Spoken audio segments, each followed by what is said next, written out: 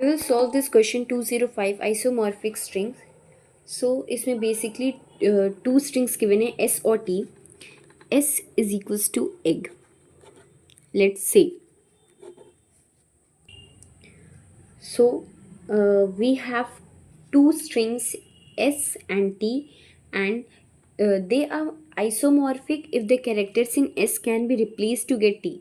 Like इसमें mapping होती है, जैसे E जो है अगर वो A से मैप हो गया, अगर G है वो D से मैप हो गया, सो कभी भी ये दोबारे अगर लेटर्स रिपीट होंगे तो वो सेम लेटर्स से मैप होने चाहिए. अगेन जैसे G है तो अगेन वो D से मैप होगा, so they can easily replace them.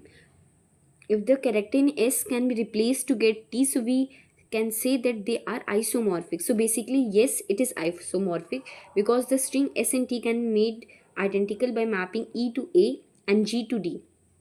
So एक और एग्जाम्पल देखते हैं. जैसे इसमें है पेपर, S की वैल्यू है S paper, T is equals to title.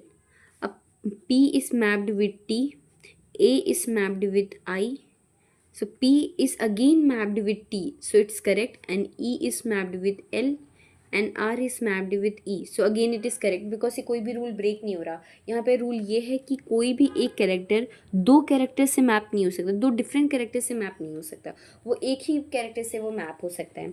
सो एक और एग्जाम्पल देखते हैं. जैसे ऐसे वो F1 है, T है, B2 3 है.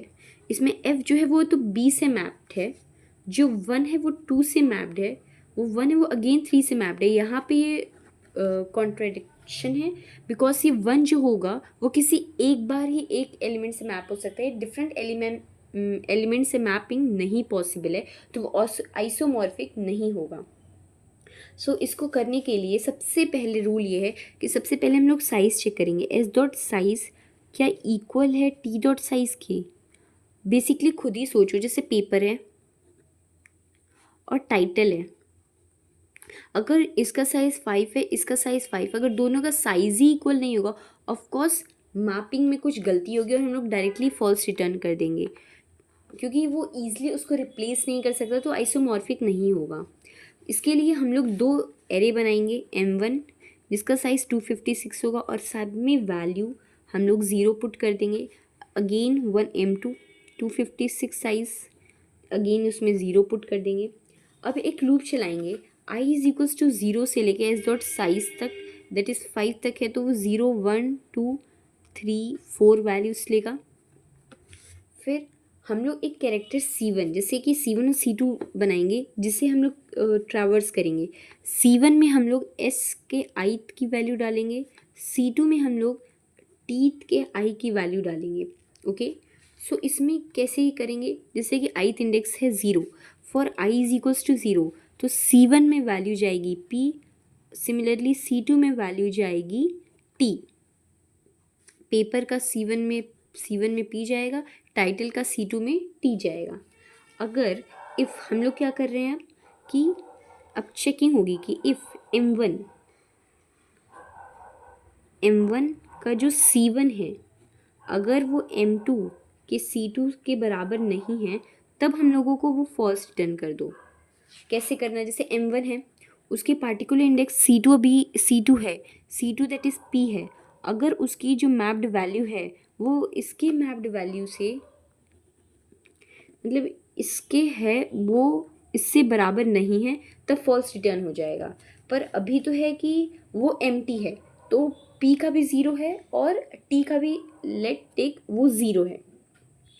तो हम लोगों को अब इसको करना है M1 C1 की जगह I+1 जो इंडेक्स है 0+1, मतलब M1 P है उसके प्लेस पे 0+1 दैट इज़ 1 पुट करना है.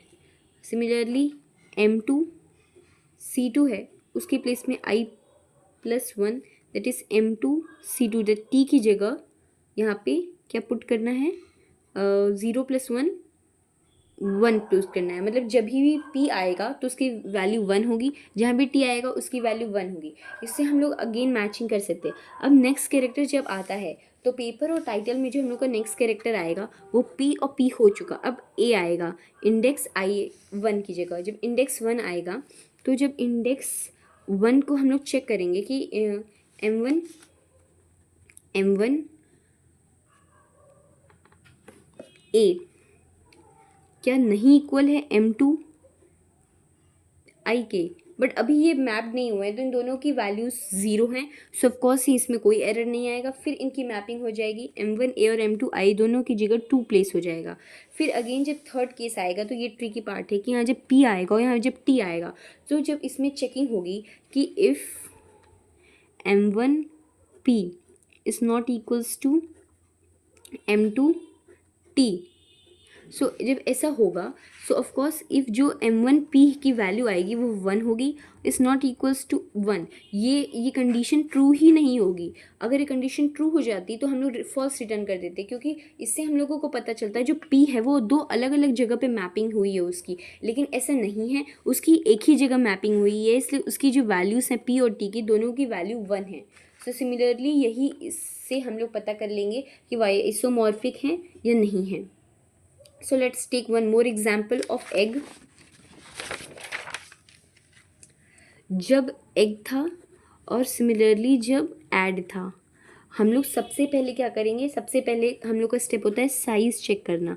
साइज़ चेक करेंगे तो इसका साइज़ होगा 3 और ये इसका साइज़ होगा 3, तो ये तो पहली वाली कंडीशन तो चेक होती है। अगर पहली वाली कंडीशन फॉल्स हो जाती है तो हम लोग फॉल्स रिटर्न कर देते हैं। इसके बाद हम लोग सबसे पहले एक एरे बनाएंगे 256 साइज़ का, जिसमें सब में 0 डालेंगे। फिर M2 बनाएंगे जो सेकंड T को मैपिंग करेगा 256 साइज़ का, जिसमें सब में 0 वैल्यू डालेंगे। फिर उसके बाद जब लूप चलाएंगे I इज इक्वल्स टू 0 से लेके 0 1 2 ये 3 बार ये लूप चलेगा। सबसे पहले कैरेक्टर C1 में वैल्यू जाएगी E, एग है एक है ऐड, सो वैल्यू जाएगी E, और कैरेक्टर C2 में वैल्यू जाएगी A। अब इसमें I इज इक्वल्स टू 0 के लिए भी चल रहे, सो यहाँ पे हम लोग चेक करेंगे क्या M1 का E बराबर नहीं है M2 के A से, बट मैपिंग में ऐसा एक्चुअली नहीं है क्योंकि अभी इन दोनों मैप्ड नहीं हुए, दोनों की वैल्यू 0 है, तो ऐसा कुछ भी नहीं है। सो इसके बाद दोनों की वैल्यू 0 है, सो ये ठीक है। अब आगे बढ़ते हैं, फिर हम लोग इसको मैप कर देंगे अपने में, E को I+1 कर देंगे, दैट इज़ 1 कर देंगे, इसकी वैल्यू मैप कर दे। फिर M2 A है, इसको भी I+1 कर देंगे 1। अब दोनों की वैल्यूज़ 1 है, अगर किसी एक की भी वैल्यू चेंज होती है या बराबर नहीं होती है तो इससे हम लोग आगे पता कर लेंगे कि ये आइसोमॉर्फिक है कि नहीं, ये ठीक है। अब I इज इक्वल्स टू 1 पे चलेंगे। अब G है और D है, अगेन ये भी मैप्ड नहीं हुए तो इनको मैप कर देंगे। M1 G पे 1 आ जाएगा, 2 आ जाएगा, M2 D पे भी 2 आ जाएगा। जब I इज इक्वल्स टू 2 चलेंगे, अगेन G और D होगा। फिर यहाँ पे C1 में G, C2 में D आएगा। फिर इसमें हम लोग चेक करेंगे इफ़ M1 का जो G है क्या वो नहीं इक्वल है M2 के D से, तो ऐसा बिल्कुल नहीं। M1 का जो G होगा दैट इज़ उसकी मैप्ड वैल्यू 2 है, वो नॉट इक्वल्स टू 2 होगा, ऐसे नहीं है, ये कंडीशन ट्रू नहीं होती है। तो of course it is also isomorphic string. So ये भी एक आइसोमॉर्फिक स्ट्रिंग है।